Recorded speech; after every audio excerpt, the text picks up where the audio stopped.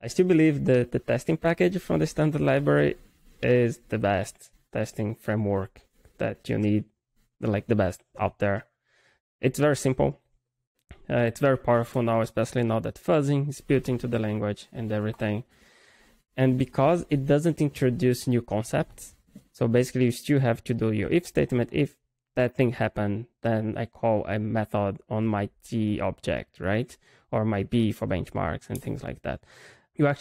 It makes the developer, the engineer, right, in the code, think more about what they're doing and probably also craft better testing failure messages. So instead of just say like A is different than B, is like, no, hey, I was trying to do that and that failed because of that. You can still fall in the pitfall of just say A is not B, but I think it's less. I think there are some libraries that have like a gigantic public API for testing that just gets hard to use.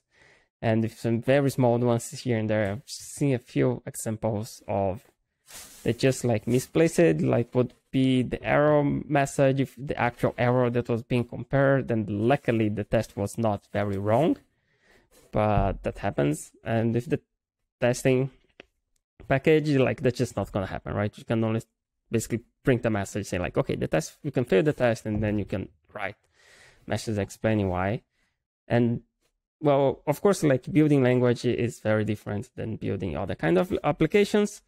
But as far as I know, in Go, like to write code, they only use the testing packages. So it's powerful enough to write Go. So it should also fit, say, most, if not all use cases.